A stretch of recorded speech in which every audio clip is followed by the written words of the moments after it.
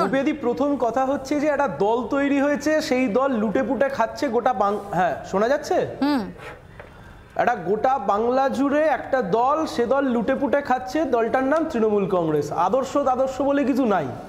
এই যে তুমি নবীন প্রবীণ এই নিয়ে এত আলোচনা চলছে, তোমাদের চ্যানেলেই আজকে তোমরা দেখিয়েছো যে 7 তারিখ আমরা যে ব্রিগেডের ডাক দিয়েছি, হিসাব মতো এই যা গল্প চলছে এই গল্প অনুযায়ী তো নবীনরা ব্রিগেডের ডাক দিয়েছে, যদি আমি এই ফর্মুলায় অনুযায়ী চলতে চাই। তা আমাদের ভেতর তো এসব নবীন প্রবীণ কাজিয়া টাজিয়া চলছে না। আমাদের যারা প্রবীণ নেতারা রয়েছেন তারা তো পিঠে হাত রেখে বলেছেন তোমরা এগিয়ে যাও, তোমরা চালিয়ে খেলো, তোমরা লড়ো, অধিকারের জন্য লড়ো। তাহলে তৃণমূলের মধ্যেই নবীন প্রবীণের গল্প আসছে কেন? তার কারণ একটা দল পরিচালিত হচ্ছে শুধুমাত্র টাকা পয়সা লুটের টাকা, লুটের ভাগ ভাটোয়ারা এই সমস্ত নিয়ে।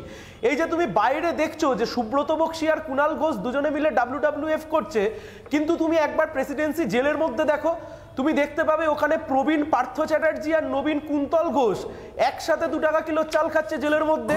ওখানে তুমি দেখতে পাবে যে প্রবীণ মানিক ভট্টাচার্য আর নবীন শান্তনু ব্যানার্জি দুজনে মিলে একসাথে জেলের মধ্যে সহাবস্থান করছে। প্রবীণ অনুব্রত মণ্ডল আর নবীন অনুব্রত মণ্ডলের মেয়ে দুজনে মিলে একসাথে সহাবস্থান করছে। অর্থাৎ জেলের মধ্যে তৃণমূলের নবীন প্রবীণে কোনো দ্বন্দ্ব নেই। ওখানে ওরা মোটামুটি একটা কমিটি গঠন করে নিয়েছে, জেল কমিটি। বাইরে আমরা যা দেখতে পাচ্ছি অ্যাপারেন্টলি যা দেখে মনে হচ্ছে লুটের টাকা, ভাগবাটোয়ারার টাকার ক্ষমতা কার কাছে থাকবে তা নিয়ে লড়াই। আমার খুব পার্টিনেন্ট 2-3টি প্রশ্ন।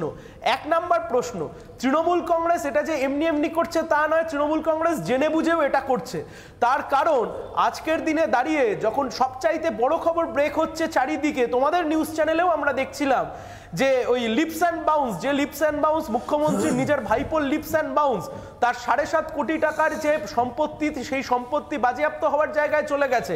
তুমি দেখো এই তৃণমূলের কাজিয়া, তৃণমূলের ভেতরে পিসির বা ভাইপো না পিসির তৃণমূল না ভাইপোর তৃণমূল, এই আলোচনা সামনে নিয়ে এসে এই চুরি দুর্নীতি থেকে ওই বিষয় নিয়ে আলোচনার বিতর্কের সময় বরাদ্দ রয়েছে, ডোন্ট ওয়ারি। এক্স্যাক্টলি তো এক্স্যাক্টলি আমি খালি একটা কথা বলছি, লেট মি অ্যালাউ। শান্তনুদা একটু আগে বাম কংগ্রেসের কথা একটু আগে শান্তনুদা বলছিলেন, আমরা খালি একটাই কথা বলছি, গোটা শোলে সিনেমা জুড়ে গব্বর সিং হচ্ছে ডাকাত, তাই গব্বর সিং নবীন না গব্বর সিং প্রবীণ এ দিয়ে মানুষের কিছু যায় আসে না। বাংলার আওয়াজ, বাঙালির আবেগ, জি 24 ঘন্টা।